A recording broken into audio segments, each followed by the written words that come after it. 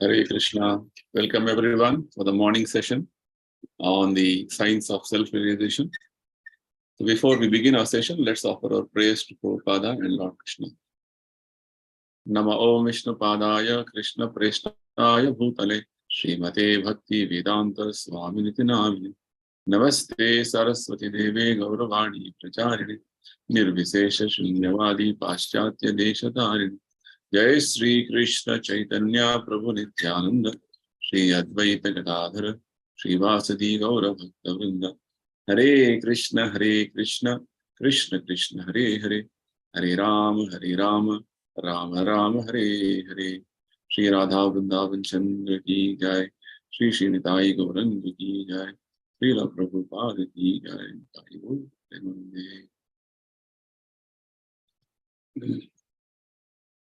So we have been discussing on a very interesting subject matter known as the immortal nectar of Bhagavad Gita from the last session. Today will be the concluding session, and this is basically the prayers which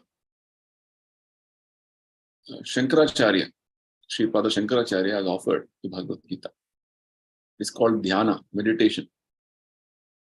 Shankaracharya, who is the incarnation of Lord Shiva, has very nicely expressed his words of glorification in his meditations known as Gita Dhyana, which Srila Prabhupada has so nicely translated for our understanding and also commented on these 9 slokas. So in the previous session, we discussed on the 4 slokas of the Gita Dhyana written by Sripada Shankaracharya. Today, we are going to move forward and complete the balance 5 verses or slokas, which is glorifying Bhagavad Gita as part of the meditation which Shankaracharya has written. So let's start our discussions.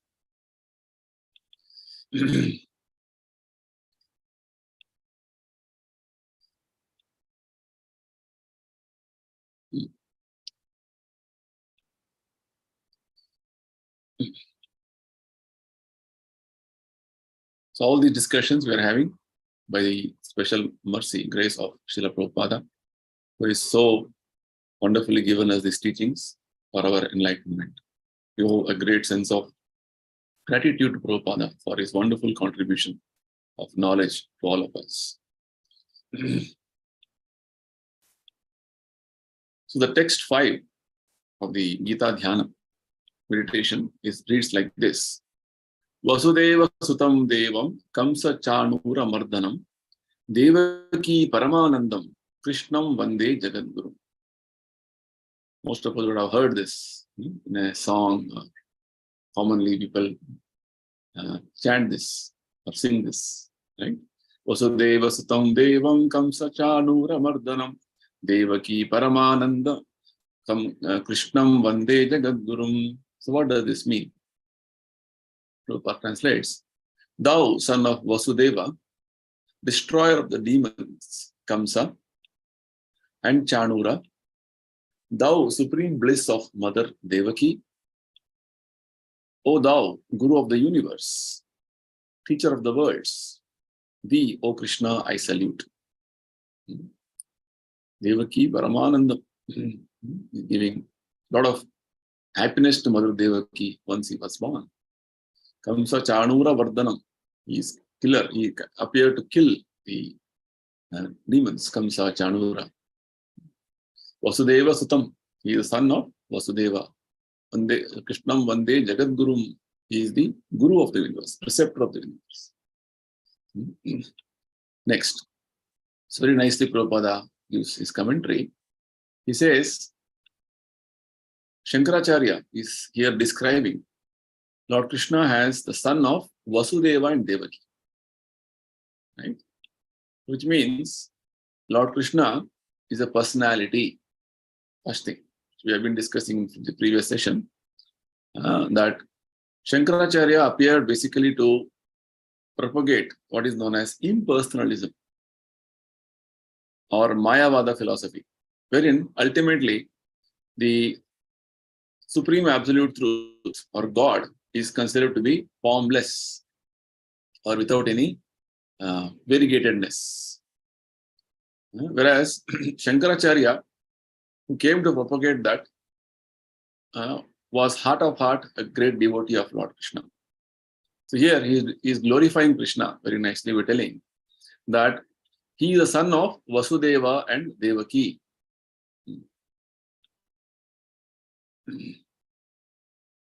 So what does he mean by this? Does he mean thereby that he is worshipping an ordinary material man? Right? All of us are born to a father and mother. So Shankaracharya is worshipping an ordinary person by name Krishna? No.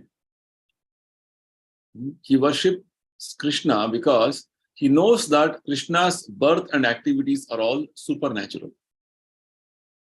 are all transcendental, are all spiritual.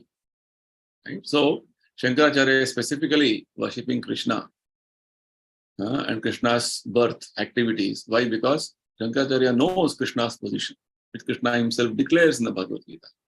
What does Krishna say? Bhagavad Gita, 4th chapter, 9th verse states, Krishna's birth and activities are mysterious and transcendental. And therefore, only the devotees of Krishna can know them perfectly. Janma karma chame divyam evam yo vetti tattvataha. It's a statement by Lord Krishna in Bhagavad Gita, wherein he says his birth, janma, his karma, activities are all transcendental and mysterious. And when you know them in truth, in fact, in reality, what happens? Krishna says, after you leave this body, you'll go back to spiritual world. Krishna is assuring this. Nobody in this material world can tell us, you chant about me or remember me, then you will be liberated. Can anybody claim like that? Not possible. Only Krishna has openly declared in Bhagavad Gita about giving all of us liberation by following a specific process. This is the authority or the authenticity of Lord Krishna. So that's the reason Shankaracharya, knowing the true position of Lord Krishna, is glorifying Lord Krishna true to his glories, true to his wonderful qualities. Right? This is what we should appreciate here, as Prabhupada is telling. In Bhagavad Gita, Lord Krishna is openly declaring we're all entangled in this material world. We have to be relieved from this entanglement. And the only way to come out of this entanglement is to perform devotion to Lord Krishna. And devotion to Lord Krishna means knowing about his birth, about his activities, his instructions, and following those instructions. That's the point. Right? So, very nicely, Prabhupada is further going to further elaborating now. He says,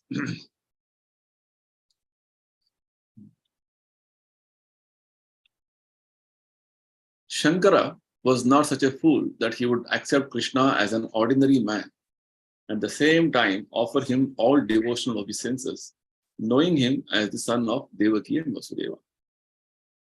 Ordinarily, in our experiences or our dealings, people, we all consider God to be like one of us. That is actually a wrong understanding. It's called Mayavada understanding or impersonal understanding.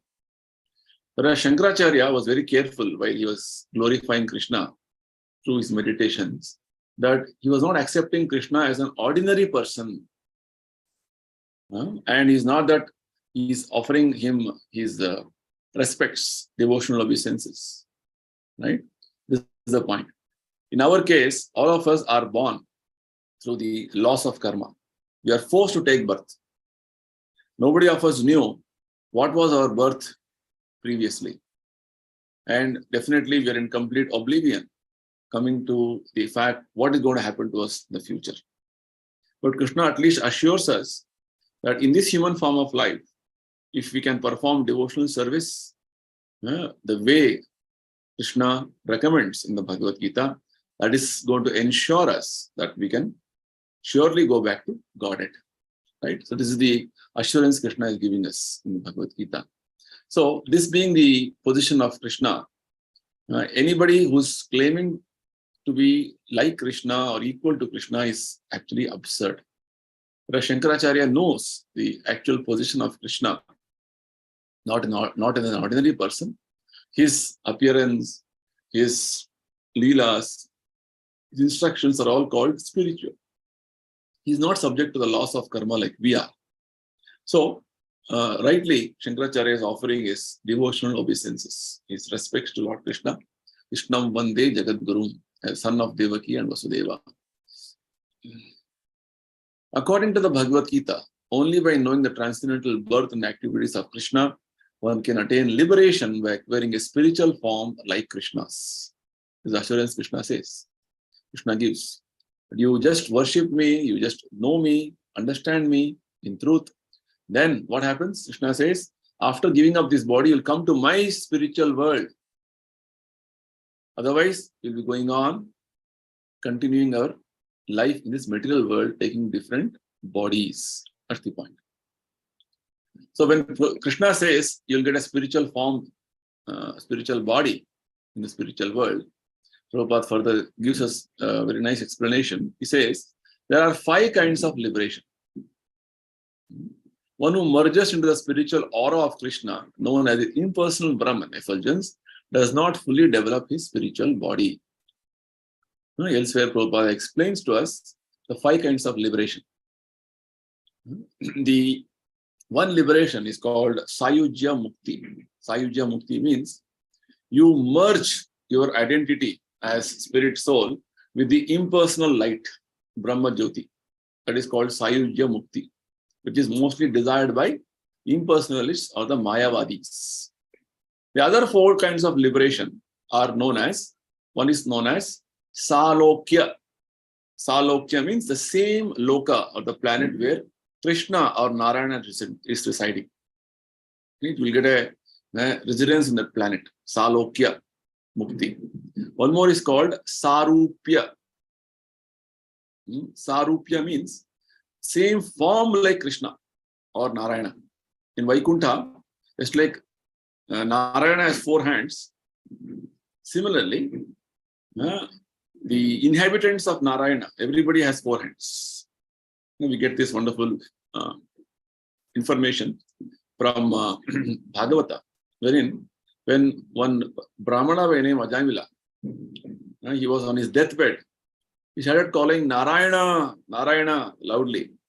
Then immediately the Narayana Dutas from Narayana Loka came, Vaikuntha came, and all of them were like Narayana only with 4 hands. That is called Sarupya. Sarupya means same form like Krishna, like Narayana. And in Golok Vrindavana, Krishna has 2 hands. So all the inhabitants there will have 2 hands. That is the information we get from scriptures. So Salokya, Sarupya. Salokya means same planet as where Krishna resides, Narayana resides. Sarupya means same form like Krishna with 2 hands and all the features. It's like it is said, man is made after the image of God. So our form of a human form is very close to the way Krishna is appearing. Krishna is in spiritual world. Right? And so that is the understanding. And the 4th liberation is called Sashti. Sashti means the same opulence as Krishna. Same, all the various richness, strength, and all these things. It's called Sashti. Okay.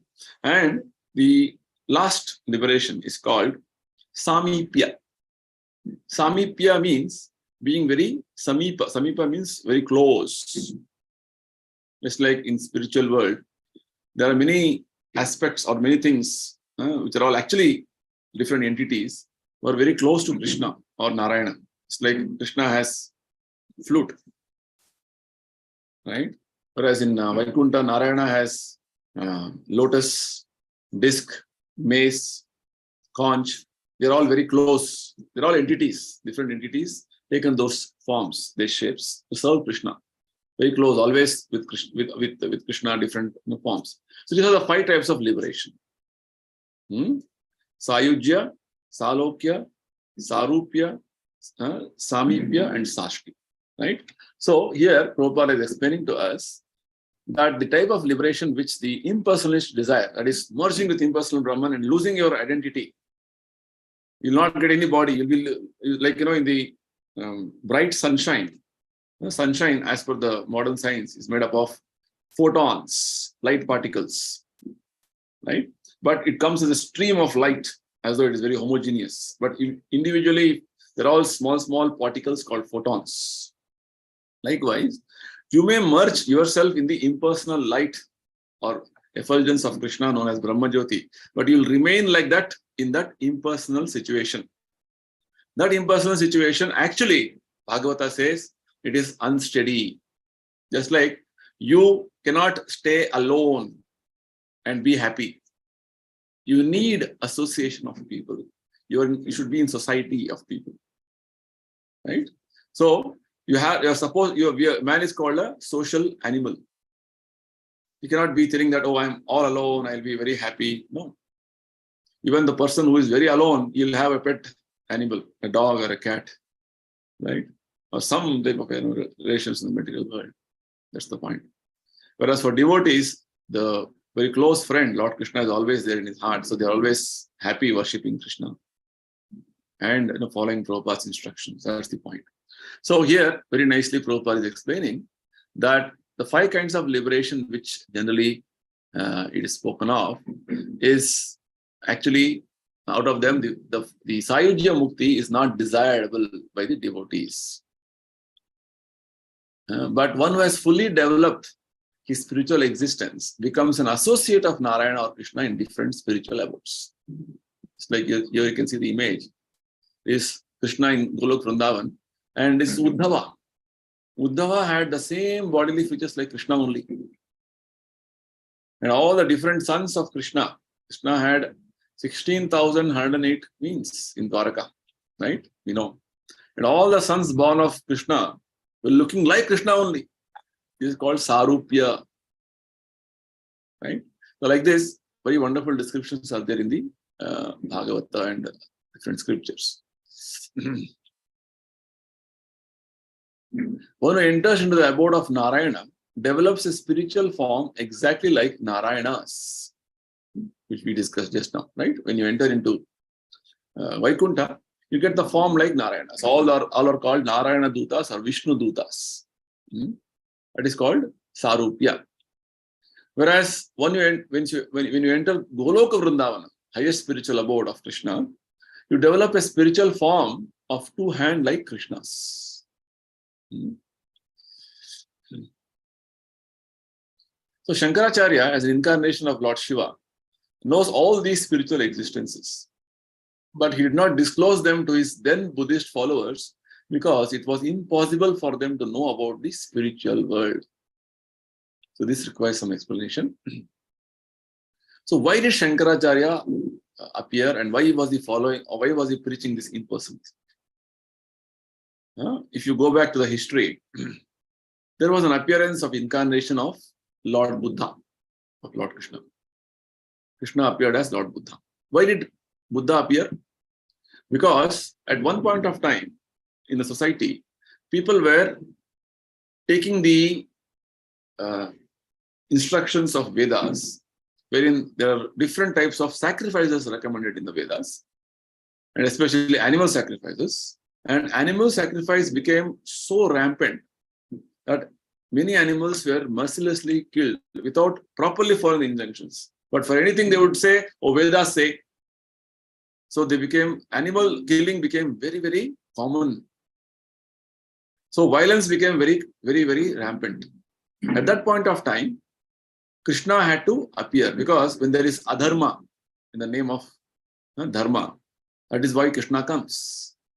Dharma samsthapanarthaya sambhavami yuge yuge. Krishna says in Bhagavad Gita. Yada yada hi dharmasya glanit bhavati bharata abhyuthanam adharmasya. Whenever adharma increases and dharmic principles are forgotten, Krishna appears, or he sends his representative, or he comes as different incarnations. So Buddha's appearance was to stop the unnecessary violence which was going on. It was a sort of an emergency. Right? Sometimes when there is a big strike or some emergency in the state or the country, what happens? The government imposes some laws, emergency laws. Section 144, nobody can go outside, like that. Some emergency laws are imposed. Right? Just like there was some violence in Punjab, Kashmir. So they have imposed a law that no mobiles will have any networks, internet connections, because that will again cause more and more violence amongst people. So like this, Krishna had to appear as Buddha. And immediately what he did as an emergency measure, he said, I reject the Vedas. I reject the Vedas. And you please follow me. Because Lord is all powerful. He can influence people. So at that point of time, people under the name of Vedic instructions, they had become sort of atheists. And they were doing anything and everything in the name of Vedas. So Buddha appeared basically to stop this violence against poor animals. And he said, I reject the Vedas and you just follow me. So people all started becoming Buddhists. They're following the followers of Buddha. It is the time when Emperor Ashoka was ruling the kingdom. And by the patronage of Emperor Ashoka, Buddhism spread all over India. In fact, it spread beyond India also. So much so that Buddhism was once ruling the entire world. Rather, Buddhism was being followed entire world. So in the land of India, Bharatavarsha, when Buddhism was so prevalent and people had totally forgotten Vedic culture, Vedic literatures and all these things. So Lord again felt the necessity that Vedas has to be introduced in the society. So at that point of time, Lord Krishna, he gave orders to Lord Shiva that you appear as Shankaracharya and preach what is known as impersonalism. At least bring the society back to Vedic understanding. Vedic, people should follow Vedic literatures because Vedas are the guidance for the whole human society. Vedas are the books of knowledge given by Krishna himself that was being forgotten. So Buddha's appearance was like an emergency. Now again, situations have to be normalized. So Lord ordered Lord Shiva to come as Shankaracharya and preach what is known as impersonalism to mislead this atheist and made them accept the Vedic instructions. So Buddha did not even immediately say, Shankaracharya did not immediately tell different thing what Buddha was preaching. Buddha was finally telling everything finally is nirvana. Nirvana means we have to, finally, that is a perfection of life. That's what Buddha preached. Nirvana means cessation of material life. And after that, what happens? Everything is shunya. That is Buddhist philosophy. Right? You stop your material activities at one point of time. And when everything is stopped, nothing is there. Only it is shunya. It is zero. That is Buddhist philosophy. Right? This philosophy which Buddha preached was very prevalent in the entire community, in the entire world. So Lord sent Lord Shiva, Lord Krishna sent Lord Shiva to preach the impersonalism. So impersonalism is again a covered Buddhism only, but Vedas are introduced. So Shankaracharya, what did he preach? He said, finally, everything is impersonal. He didn't say shunya. He said it's impersonal. Other way of saying it is nothing. Right? So he said everything is impersonal and he gave a statement. Actually, that impersonal is the truth. And we are all, everything else is, it is all illusory. Brahma Satya Jagan Mithya, he said. He was quoting from Vedas, Upanishads and misinterpreting them and taking out some meaning from them and presenting the things to people, but people started accepting this. Oh, very nice, very good.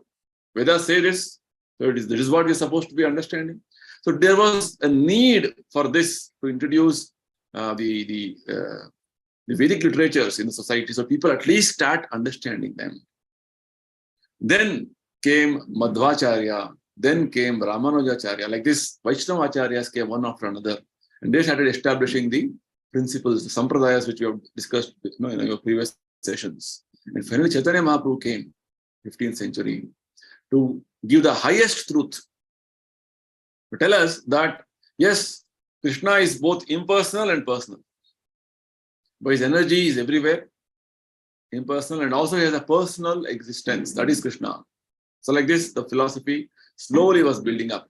The highest understanding was slowly building up, and Chaitanya Mahaprabhu came and finally gave the highest understanding of the purpose of life to everybody.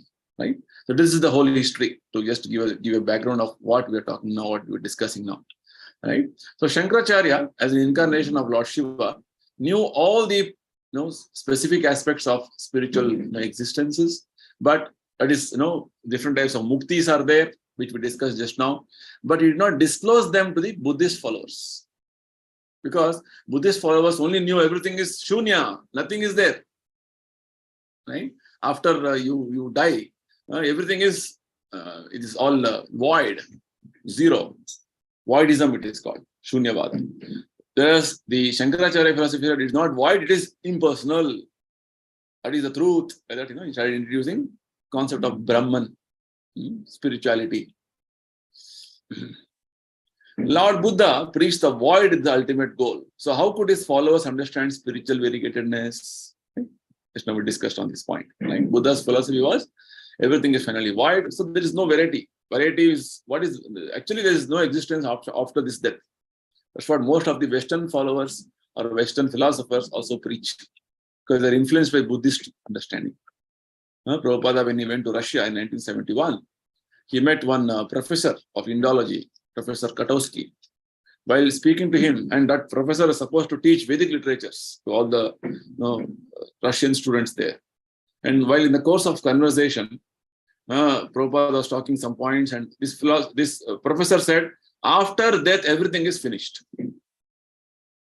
That is not the philosophy of Vedic literatures. After death, your life continues, your karma continues, unless and until you are liberated. So the philosophy of voidism is so prevalent even now in the society. But after that, everything is finished. So now you enjoy your life. After that, there is no account of anything for you. Where you are born, what you do. Nobody knows. So actually, there is no existence. That is actually, in one sense, ignorant way of life. Right? So actually enjoy this life. Materialism is become so prominent in the Western countries now, even in India. Why? Because people don't have the concept of what is known as karma. Whatever you do will affect your future life. People are becoming unaware of. Whereas Prabhupada says, in India, even a common man, common villager knew that if your actions determine your future life, and whatever I have done in my previous life, that's why I got a life like this. Even a villager who was not educated also knows these laws of karma. That's the point. So Lord Buddha preached that the void is the ultimate goal. So how could his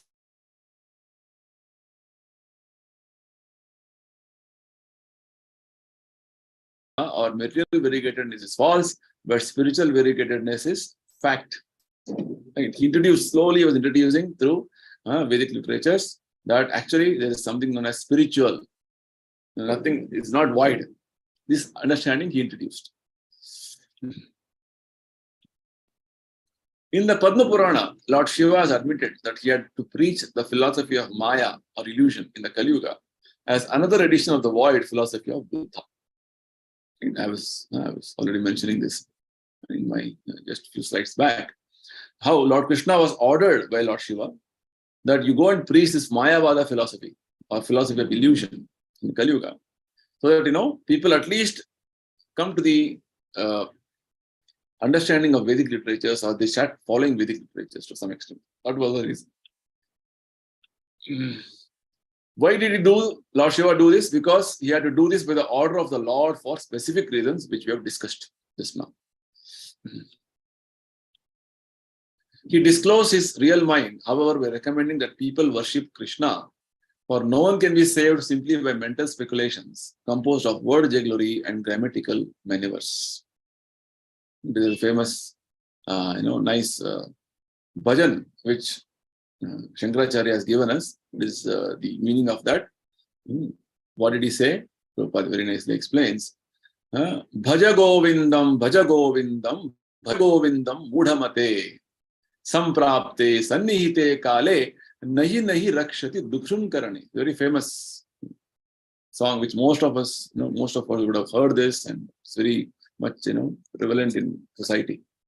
Bhaja Govindam, Bhaja Govindam, Bhaja Govindam, Mudhamate. Like this, the song goes. So basically, this means Shankaracharya is telling you intellectual fools, just worship Govinda, just worship Govinda, just worship Govinda. Why? Because your grammatical knowledge and word jugglery will not save you at the time of death. Samprapte sannihite kale. At the time of death, all your wonderful grammar and different word jugglery and different interpretations will not help you. Because Krishna very clearly says in Bhagavad Gita, Antakale cha mameva. Time of death, just remember me. That's why whole Bhagavad Gita, Krishna is telling, worship me, think of me, you just remember me. Why? Because that is what is going to save you at the time of death. So very nicely, Shankaracharya has captured this message of Krishna in this particular nice stanza. Bhaja Govindam, Bhaja Govindam, Bhaja Govindam, Udamte. So we'll move to the next stanza.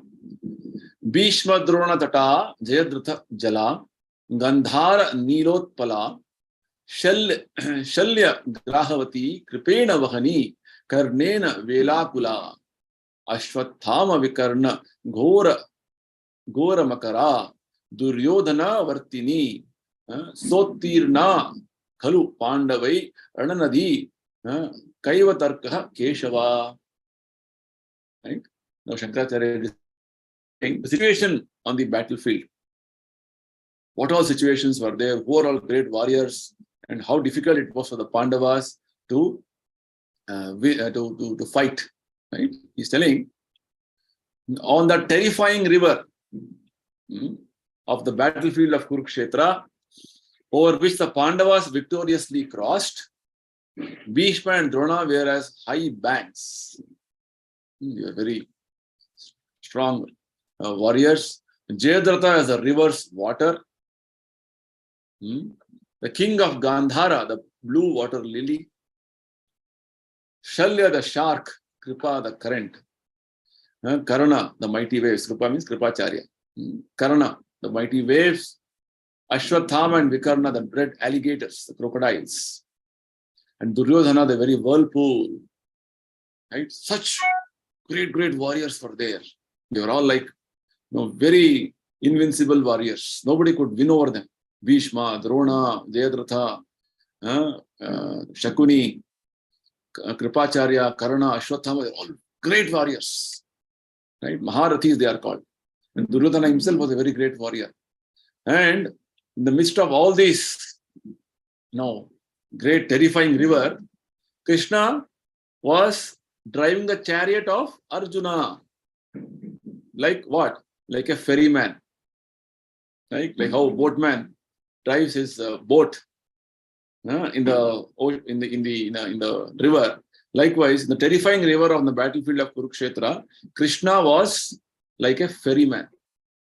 Right? See how nice, wonderful meaning is given. So next verse 7.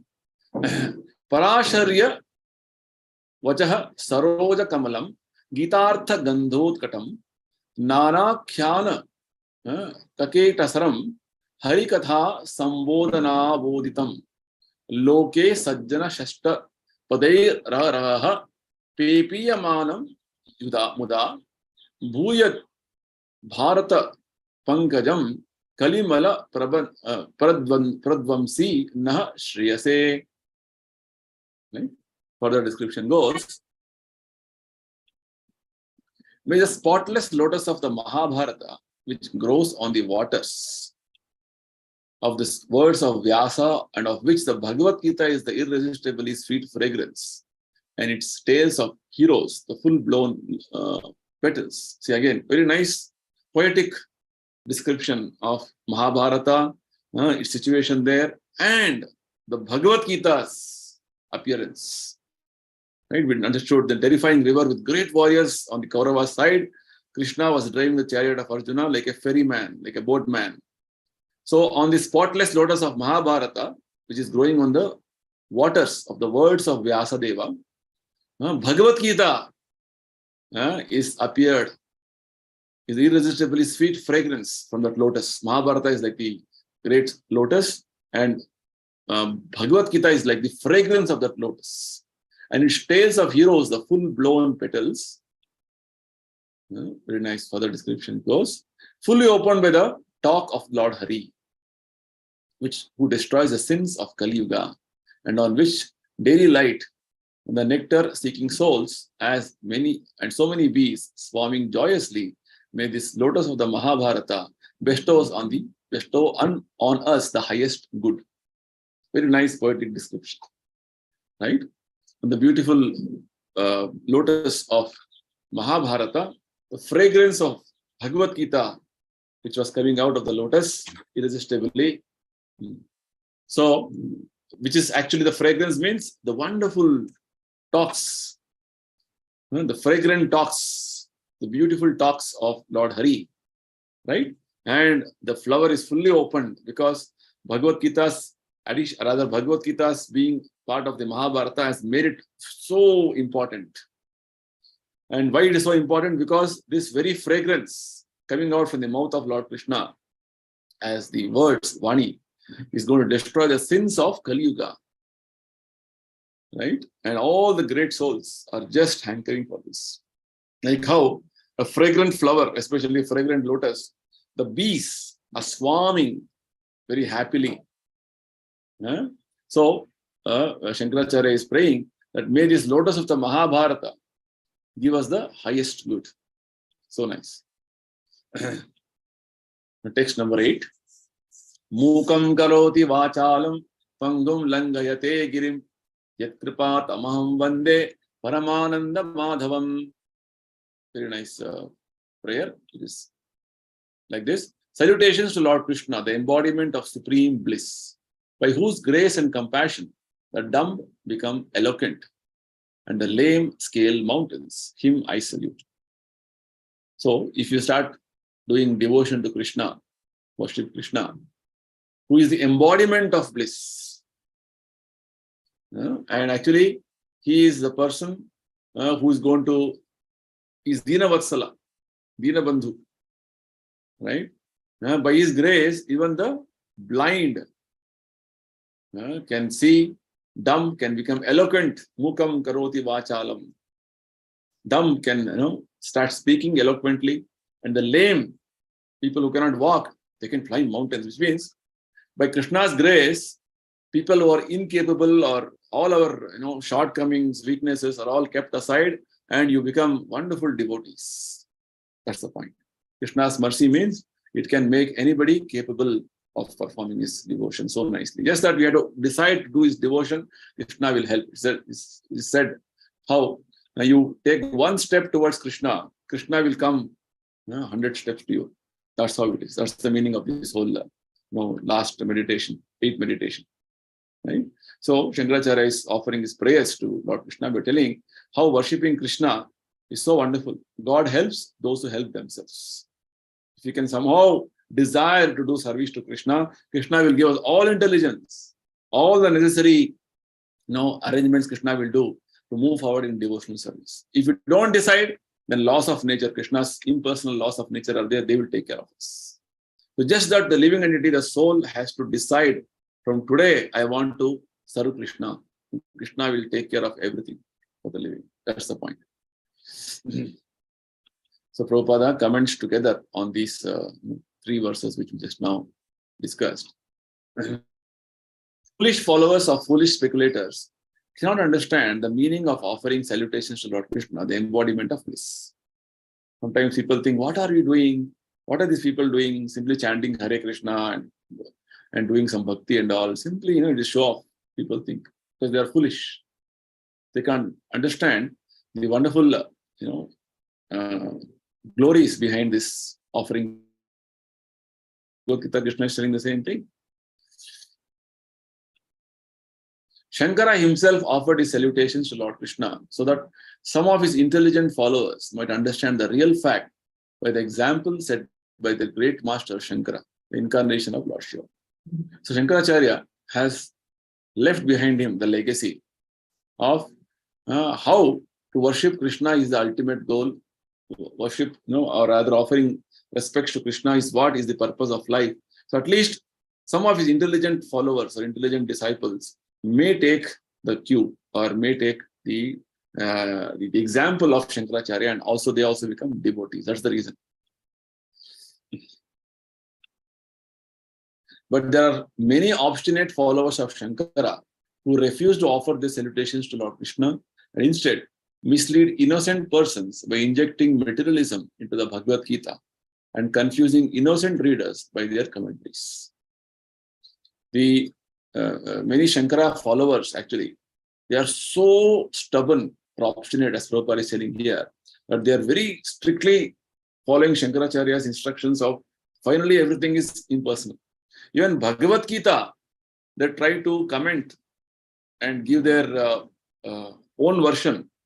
Bhagavad Gita is spoken by Krishna, Bhagavan is speaking. But they finally come to conclusion, this is not Bhagavan, this is somebody else. Just like in the modern day, Prabhupada used to often quote few politicians who are so obstinate and they are so ignorant. When Krishna is telling, you think of me, the foolish politicians who are influenced by impersonalism, they say, it is not to Krishna, it is something within Krishna. Right? So like this, they are trying to mislead the innocent people and give their own version of Bhagavad Gita. Very clearly Krishna says, you surrender to me, person Krishna, very clearly who is standing before Arjuna. But foolish commentators give their own version of what is, what they think as correct. That is the foolishness that is going on in the present day context. So, Prabhupada is pointing out that type of a commentary which you have to avoid. The Mayavada commentaries you have to avoid. And consequently, the readers never have the opportunity to become blessed by offering salutations to Lord Krishna, the cause of all causes. So basically, the impersonalists have done a great disservice to the entire society, humanity, by not giving the opportunity for the living entities or the spirit souls, which is their natural propensity to offer service to Krishna. They are depriving them of their natural right. Right? That is the point. So the readers will be bereft. That's why Chaitanya Mahaprabhu said, Mayavadi Bhashya Sunile Haya Sarvanash. Mayavadi Krishna Aparadi. Chaitanya Mahaprabhu said, Mayavadis and impersonalists are the greatest offenders. Why? Because they are taking away the instinct of every living entity, every spirit soul, that they are servants of Krishna, and they're trying to mislead them, misguide them, telling them finally everything is impersonal. Right? You are born from a father, and if continuously you are being told, no, you don't have a father, you are orphan, it's a big disgrace. No? Similarly, Mayavadis, they are telling, finally our father is formless, no hands, no legs, no varieties. It is wrong. You have hands, legs, how come your father don't have? That's the point. So this is the biggest disservice the Mayavadis have done to society. So Chaitanya Mahaprabhu says, never hear anything from them. No commentaries to be heard from them. Because it's going to mislead you, it is going to kill your instinct of becoming devotee. The greatest disservice to humanity is to keep mankind in darkness about the science of Krishna or Krishna consciousness by distorting the sense of the Gita. It is the greatest disservice they have done, right? Mayavadis. So let us discuss on the last mantra meditation. This is actually a prayer which is part of the Srimad Bhagavatam. It is actually telling how all the different devatas, great personalities, sages are all offering their praise to Lord Krishna. This is the last meditation. The verse which Shankaracharya quotes from Srimad Bhagavatam. The verse reads like this: Yam Brahma Varunendra Rudra Marutaha Stunvanti Divyaihi Stavaihi Vedai Sangha Padopa Kramopanishadai Gayanti Sa Yam Samagaha Dhyana Vastudatgatena Manasa Pashyanti Yam Yogino Yatsyantam Na Vidu Surasuraganaha Devaya Tasmai Namaha. So this meaning of this is salutations to the Supreme Shining One, whom the Creator Brahma, Varuna, Indra, Rudra, Marut, and all the divine beings praise with hymns, whose glories are sung with the verses of the Vedas, of whom the singers of Sama sing, and of whose glories the Upanishads proclaim in full choir. Which means all the Devatas are glorifying Krishna. All the Vedas, Upanishads, every Vedic literature is glorifying Krishna. Veda is Sangha, Sama Veda, Yajur Veda, all Vedas are only glorifying Krishna, whom the yogis see with their minds absorbed in perfect meditation, and of whom all the hosts of gods and demons know not the limitations. This is the prayers which is part of Srimad Bhagavatam, which Shankaracharya has very nicely repeated here. To him, the Supreme God, Krishna, be all salutations. Him we salute, him we salute, him we salute. So by recitation of the 9th verse of his meditation, quoted from Srimad Bhagavatam, Shankaracharya has indicated that Lord Krishna is worshipable by one and all, including himself. Right? So he is also Lord Shiva incarnation, Shankaracharya, right?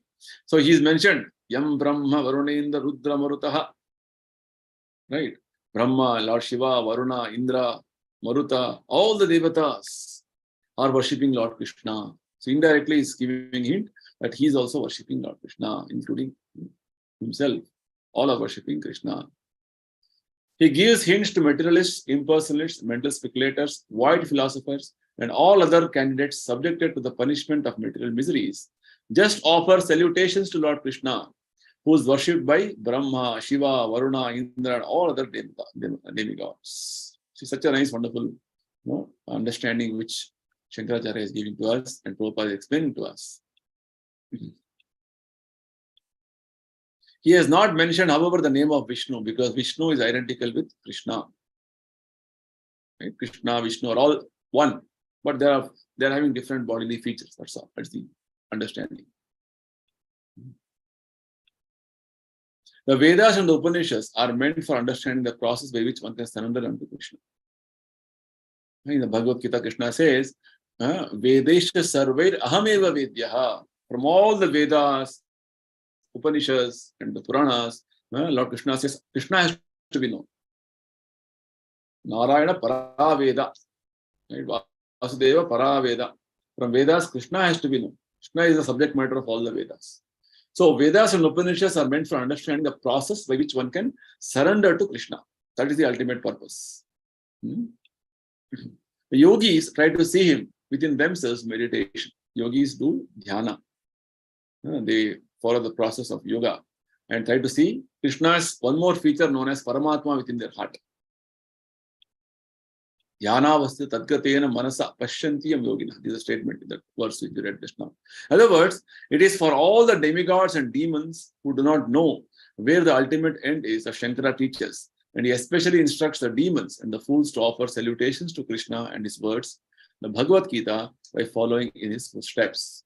Shankaracharya is pointing out to all his followers and everybody who wants to understand his meditations, that finally we have to offer our respects to Krishna. That's what Krishna says. Sarva dharman parityeja mam ekam sharanam vraja. You surrender to me, giving up all your so-called so many other things, other things you are following. Right? That's what Krishna says. Only by such acts will the demons be benefited, and not by misleading the innocent followers by so-called mental speculations or show bottle meditations. Right now, in the name of the religion and spirituality, people are being misled very, very badly. So many so-called gurus have sprung up, modern day gurus, who don't have any basis of what they are talking. They are simply talking nonsense. They don't have basis of Bhagavad Gita or Bhagavatam, and they don't have any lineage connection. They've all become self-proclaimed gurus, self-manufactured gurus. Their own philosophy they start giving out. And they all take lessons from Gita, but they don't mention Krishna's name. They don't tell you to worship Krishna. That is the biggest disservice they're doing to society. Right? This is what is going on in the present day society. The Bhagavad Gita openly declares they are demons in the garb of gurus, so-called gurus. So they are misleading the innocent followers by so-called meditations, mental speculations, and some show bottle meditation they are doing and trying to mislead people and cheat them. Because everybody has the propensity for spiritual progress, but that is being hampered, being stopped by these people. Shankara directly offers salutations to Krishna as if to show the fools who are searching after light that here is light like the sun. So direct these meditations which we have been discussing in this last session, we're seeing how direct reference to Krishna, Krishna's worship, Krishna's glories are being given. There's nothing so obvious and evident as Shankaracharya is telling us here. But the fallen demons are like owls that will not open their eyes on account of their fear of the sunlight itself. Owls, we know, is a very special bird which doesn't, it's not awake during daytime. Right? It is only active during nighttime when there is no sunshine. So like that, these fallen demons, they are not seeing the effulgent sun of Bhagavad Gita, the effulgent knowledge which is coming out from Bhagavad Gita. Now they are closing their eyes. If you close your eyes during daytime, you will not see the sunshine. Right? That is what these owls, these fools are doing, demons are doing. These owls will never open their eyes to see the sublime light of Krishna and his words, the Bhagavad Gita. Rather, what they are doing, they will, however, comment on the Gita with their closed owl eyes to mislead their unfortunate leaders and followers. So, very nice comparison is being given here. For these so-called commentators and so-called gurus, who are all trying to comment on Bhagavad Gita and give their own interpretation. They all compare to owls. Right? Owls don't see the light of the day. They only see the darkness of the night. Like that, they don't see the real understanding of what is there in Bhagavad Gita, true message, the spirit of Bhagavad Gita. That's why Prabhupada commented and gave the Bhagavad Gita in English language, known as Bhagavad Gita as it is. There is no room for interpretation for anything else. Shankara, however, discloses the light to his less intelligent followers and shows that the Bhagavad Gita and Krishna are the only source of light. So very nicely, these wonderful 9 verses of meditation which we discussed are so wonderfully giving us the enlightenment that Krishna is the only worshipable personality, and he is the only source of knowledge and light for everything of all of us. This is all to teach the sincere seekers of truth to offer salutation to Lord Krishna and thus surrender unto him without misgivings. Right? Basically, Shankaracharya is a devotee heart of heart. Vaishnavana Vetha Shambhu. Lord Shiva is the greatest Vaishnava, greatest devotee. So he is again giving this, these secrets in his teachings and telling us, finally surrender to Krishna. Become nice devotee of Krishna. That is the highest perfection of life, and that is the highest teaching of Shankaracharya, a great learned scholar whose teachings drove the widest philosophy of Buddha out of India, the land of knowledge. This point you have discussed. Right? Buddhism was so prevalent, at least Lord Krishna wanted that in Bharatavarsha, at least in India, the Vedic scriptures had to be brought back and the Buddhist philosophy has to go away, driven away. That's why Buddhism is not so prevalent in India right now. It's all because of Shankaracharya's great efforts. So with this, Prabhupada concludes by telling Om Tat Sat. This indicates Supreme Personality of Godhead. Right? With this, we conclude our session today. Anybody is having any questions, any clarifications, any doubts? You can go back to.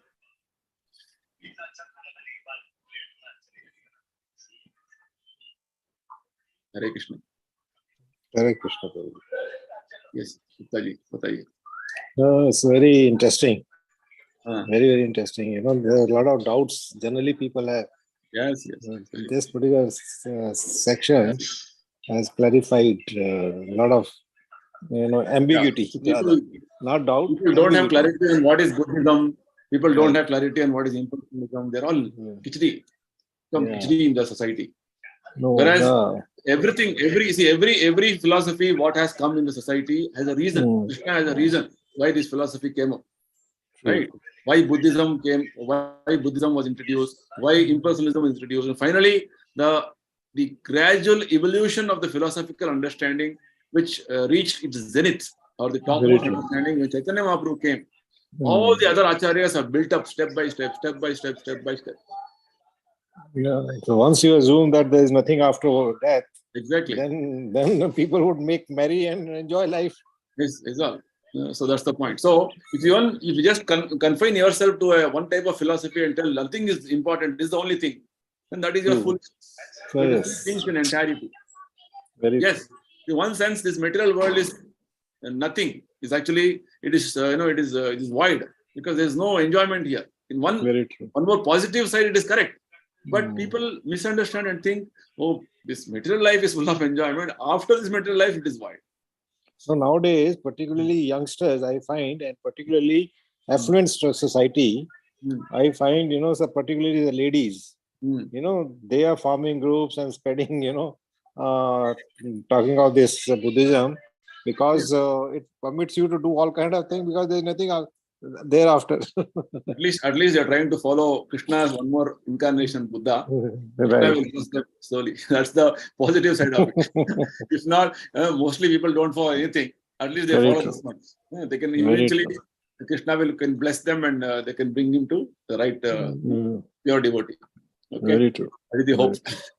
Fine. So thank you everybody. Come up with one more interesting topic next week. Meanwhile, all of you read this book. That particular topic we discussed today, the immortal nectar of Bhagavad Gita, one of the nice chapters in this book, Science of Self-Realization. We will discuss the next topic next week. Until then, Hare Krishna.